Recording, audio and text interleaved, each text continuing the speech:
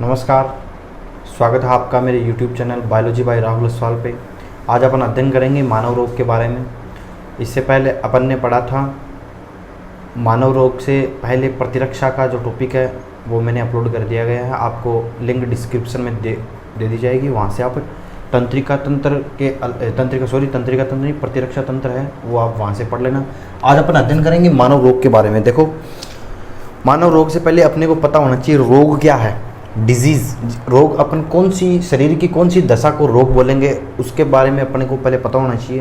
देखो, रोग अपने मानव शरीर या किसी भी जीव के शरीर की वह स्थिति है जिसके अंदर कोई भी जो जैविक क्रिया है वो क्या हो जाए, या तो अनियमित हो जाए या अवरुद्ध हो जाए। ठीक है, उसे अपन बोलेंगे रोग होना। जैसे कोई भी जैविक क्रियाएं हो सकती है, जैसे अपनी पाचन की जो प्रक्रिया है वो अगर सुचारू रूप से चल रही है तब तो कोई दिक्कत नहीं है, लेकिन उसमें कोई मिस्टेक आ जाए, एपच, तो वो एक प्रकार का रोग है। इसलिए अपन शरीर की वह दशा जो क्या हो, अब किसी जैविक क्रिया को या तो अवरुद्ध कर दे या क्या कर दे, उसको अनियमित कर दे, उसे अपन रोग बोलेंगे। डेफिनेशन मैंने आपको दे रखी है। देखो, मानव के अंदर मुख्यतः 4 प्रकार के रोग है। ठीक है, इनमें सबसे पहले अपन बात करें तो संक्रामक रोग है। संक्रामक रोग, उसके बाद में असंक्रामक रोग पढ़ेंगे, आनुवांशिक रोग पढ़ेंगे। ठीक है, तो अपन सबसे पहले बात करते हैं संक्रामक रोग के बारे में। ठीक है, तो संक्रामक रोग वे रोग हैं जो क्या हो, एक से दूसरे व्यक्ति में फैल सकते हैं और वो किसी वायरस यानी विषाणु, जीवाणु, कवक या हेलमिंथेस के द्वारा क्या हो, फैल रोगजनक के रूप में हेलमिंथेस ये सभी जीव क्या करें, उसमें काम करें। कहने का मतलब ये है इन जीवों के द्वारा वो फैल सकते हैं। जनरली ये जल, दूषित भोजन, दूषित जल, दूषित भोजन के द्वारा भी ये क्या कर सकते हैं, फैल सकते हैं। जैसे घरेलू मक्खियों के द्वारा भी फैल सकते हैं। तो इन्हें अपन क्या बोलेंगे, संक्रामक रोग। मैंने यहाँ परिभाषा नहीं लिखी है, डायरेक्ट रोग लिखवाए हैं आपको, और ये रोग इसलिए लिखवाए हैं कि यहाँ से डायरेक्ट क्वेश्चन आता है कि रोग का नाम बताइए, रोग का रोगजनक कौन है, ये रोग किसकी वजह से होता है और इसमें प्रभावित अंग कौन सा है। ठीक है, तो अपन सबसे पहले बात करते हैं जीवाणु जनित रोगों। अब संक्रामक रोग भी क्या है, जीवाणु जनित भी हो सकते हैं, कवक जनित। मैंने बताया था अभी आपको कि संक्रामक रोग क्या होते हैं, जीवाणु से भी हो सकते हैं, विषाणु से भी हो सकते हैं, कवक से भी हो सकते हैं, हेलमिंथेस से भी हो सकते हैं या प्रोटोजोआ से हो सकते हैं। तो अपन पहले पढ़ेंगे जीवाणु जनित रोग। तो ऐसे रोग जो क्या हो, जीवाणुओं के द्वारा फैले, उन्हें क्या कहेंगे, जीवाणु जनित। इसमें सबसे पहला है टिटनेस। देखो, टिटनेस जो होता है ये रोग क्लोस्ट्रीडियम टिटेनी नाम के जीवाणु के द्वारा फैलता है। ठीक है, देखो नाम लिखा हुआ है क्लोस्ट्रीडियम टिटेनी, और इसके अंदर क्या होता है, जो कंकालीय पेशियां हैं वो अकड़ जाती है। ठीक है, उनका सुचारू रूप से क्या नहीं होता था, संकुचन व शिथिलन नहीं हो पाता है। और ये जो टिटेनी रोग है इसका जो जीवाणु है, ठीक है, वो पाया जाता है मिट्टी में या गोबर के संपर्क में, या अपन बोलेंगे किसी पुराने लोहे के संपर्क में आने की वजह से या उससे चोट लगने की वजह से ये रोग अपने को हो सकता है। दूसरा रोग है आपके सामने टाइफाइड। टाइफाइड जो रोग है वो साल्मोनेला टाइफी नाम के एक जीवाणु द्वारा फैलता है, और इसके अंदर जो सबसे प्रभावित अंग है वो है आंत्र, और इसी वजह से अपन इसे बोलते हैं आंत्रिय ज्वर। क्या बोल सकते हैं, इसका दूसरा नाम क्या है, आंत्रिय ज्वर, इंटेस्टाइनल फीवर। ठीक है, और इसको अगर अपन टाइफाइड की बात करें तो इसके अंदर जो आंत का जो तापमान है वो 39 to 40 डिग्री सेंटीग्रेड हो जाता है। ठीक है, इसके अंदर भूख नहीं लगती है, हल्का बुखार रहता है, बदन दर्द करता है, और शरीर के अंदर छोटी छोटी फुंसियाँ टाइप में अपने एब्डोमिनल यानी पेट की साइड छोटी छोटी फुंसियाँ सी निकलने लगती हैं। कहने का मतलब मुख्य इसका जो लक्षण है वो भूख नहीं लगना है। ठीक है, और शाम को इसके अंदर क्या होता है, शाम को जैसे ही इवनिंग होती है उस दौरान बुखार अपने चरम पे आती है। ठीक है, और इसके बाद में इसका प्रभावित अंग कौन सा है, आंत्र लिख दिया है मैंने। तीसरा जो है वो है प्लेग। प्लेग देखो एक बहुत बड़ी महामारी थी। ठीक है, जिससे विश्व भर परेशान रहा। जैसे आज अपन कोरोना से लड़ रहे हैं उसी हिसाब से प्लेग भी एक महामारी थी जो चूहों के द्वारा फैलती थी, लेकिन इसका रोगजनक, ये तो रोगवाहक हो गया, रोग को ले जाने वाला। चूहा कौन था, रोगवाहक था, लेकिन ये होता था यर्सीनिया पर्ट्यूसिस नाम भी आपको मिल सकता है, और पेस्टिस नाम भी आपको मिल सकता है। इसे क्या बोलेंगे, यर्सीनिया पेस्टिस। क्या बोलेंगे, यर्सीनिया पेस्टिस। और इसके अंदर एक से अधिक जो अंग है वो शरीर के प्रभावित होते हैं। अंडर आर्म्स, बगल की साइड, इसके अंदर फुंसियाँ, फोड़े फुंसियाँ निकलने लगती है। ठीक है, अब जो नेक्स्ट है वो है न्यूमोनिया।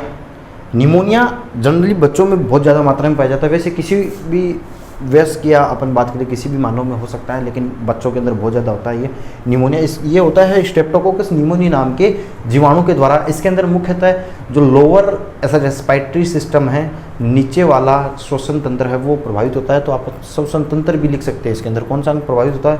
क्योंकि इसकी कुपिकाएँ, अपनी जो कुपिकाएँ हैं, श्वसनीय कुपिकाएँ, उनके अंदर जल की बूंदें भर जाती है और सांस ढंग से नहीं आता है। आई बात समझ में? तो ये कौन सा रोग हो गया? न्यूमोनिया। इसके बाद में अपन बात करें कुष्ठ रोग की। ये जो कुष्ठ रोग है ये होता है माइक्रोबैक्टीरियम लेप्री के द्वारा। किसके द्वारा होता है? माइक्रोबैक्टीरियम लेप्री के द्वारा। और इसके अंदर जो प्रभावित अंग है वो है त्वचा और तंत्रिका तंत्र से संबंधित रोग है। नेक्स्ट इसके अंदर हैजा है। हैजा का जो रोग जनक है विब्रियो कोलेरी नाम का जीवाणु है। और हैजे में मुख्यतः आंत्र, अपनी आंतें प्रभावित होती है। कैसे? क्योंकि इसके अंदर आंत्र की असामान्य गतियाँ होने लगती है। ठीक है, अनियमित असामान्य गति होने लगती है, जिससे भोजन हल्का और पतला पड़ जाता है और दस्त के रूप में बाहर निकलने लगता है।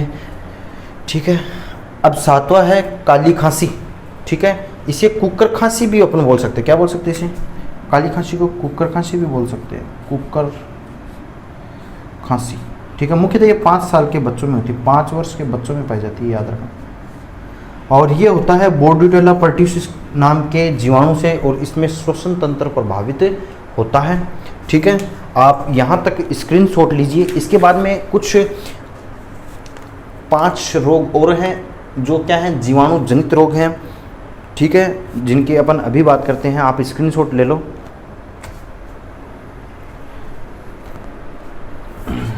ले लिया होगा आपने स्क्रीनशॉट। वो भी क्या है? जीवाणु जनित ही।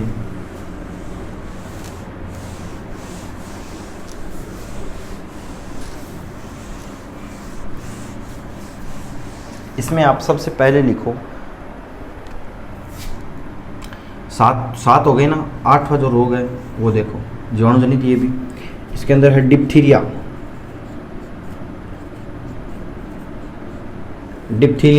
डिप्थीरिया का जो रोगजनक है वो होता है कोरोनोबैक्टीरियम। डिप्थीरी क्या नाम है? कोरोनोबैक्टीरियम डिप्थीरी।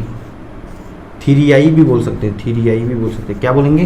कोरोनोबैक्टीरियम डिप्थीरियाई भी बोल सकते हैं। और ये जो रोग है इसके अंदर जो अपना प्रभावित जो अंग है वो मुख्यतः होता है गला व श्वासनाल। क्या होता है? गला व श्वासनाल। ठीक है, तो 8 नंबर का जो रोग है जिसका नाम क्या है? डिप्थीरिया। ये होता है रोगजनक कोरोनोबैक्टीरियम डिप्थीरी की वजह से। और इसके अंदर जो प्रभावित अंग है वो है गला और श्वासनाल। इसके बाद में अपन बात करते हैं नेक्स्ट 90वें रोग के बारे में। 8 लिखा दिया ना मैंने आपको। अब 90वें रोग की बात करते हैं, 9th, जिसका नाम है सिफिलिस। ये देखो, जो सिफिलिस रोग है ये एक प्रकार का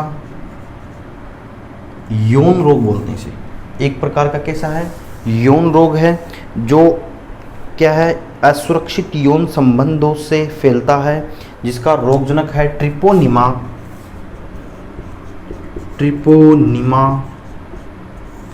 पैलिडम। एक बार वापस देखिए, सिफिलिस जो रोग है वो एक प्रकार का यौन रोग है और इसका जो रोगजनक है वो है ट्रिपोनिमा पैलिडम। इसके अंदर मुख्यतः अपन बात करें तो एक से अधिक प्रकार के अंग प्रभावित हो सकते हैं। मस्तिष्क, यकृत,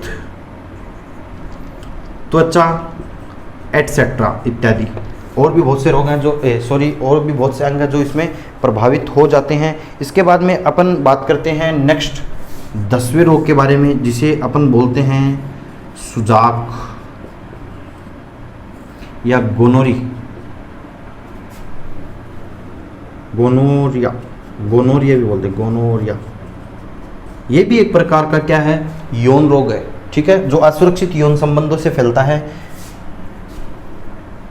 इसका जो रोगजनक है वो है निसेरिया या नाइसेरिया भी लिखा हुआ मिल सकता है, निसेरिया गोनोरी नाम का एक जीवाणु होता है, उसके द्वारा ये फैलता है। इसके अंदर मुख्यतः मादा जननांग, मादा के अंदर होता है, मादा जननांग क्या होते हैं, प्रभावित अंग के रूप में कार्य करते हैं। इसके बाद में लास्ट अपने पास 11 नंबर एक और आएगा इसके बाद में, इसके में है टीबी। टीबी या आप तपेदिक बोल सकते हो, इसे हिंदी में क्या बोलोगे, तपेदिक।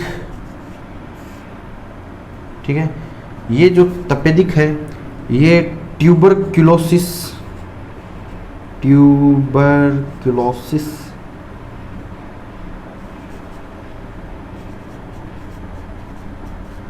क्या बोल सकते हैं, ट्यूबरक्यूलोसिस बोल सकते हैं। और ये मुख्यतः माइक्रोबैक्टीरियम ट्यूबरक्यूलोसिस से होता है। किससे होता है, माइक्रोबैक्टीरियम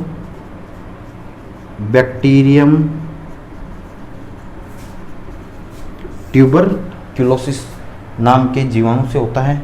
इसे टीबी भी बोल सकते हैं या ट्यूबरक्यूलोसिस नाम से भी पहचान सकते हैं अपन। ठीक है, इसके अंदर जो प्रभावी अंग है वो है फेफड़ा है।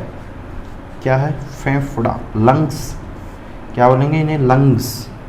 ठीक है, आप ये थोड़ा नीचे लिख लेना, आप यहाँ तक स्क्रीनशॉट लो। उसके बाद में एक रोग और है जीवाणुजनित, जिसे अपन, ये मस्तिष्क से संबंधित रोग है, जिसे मस्तिष्क ज्वर या मेनिंजाइटिस बोल सकते हैं, क्योंकि मस्तिष्क के बाहर जो आवरण पाया जाता है उसके अंदर इस जीवाणु के सूजन के कारण रोग हो जाता है मस्तिष्क में। लिख लिया होगा आपने।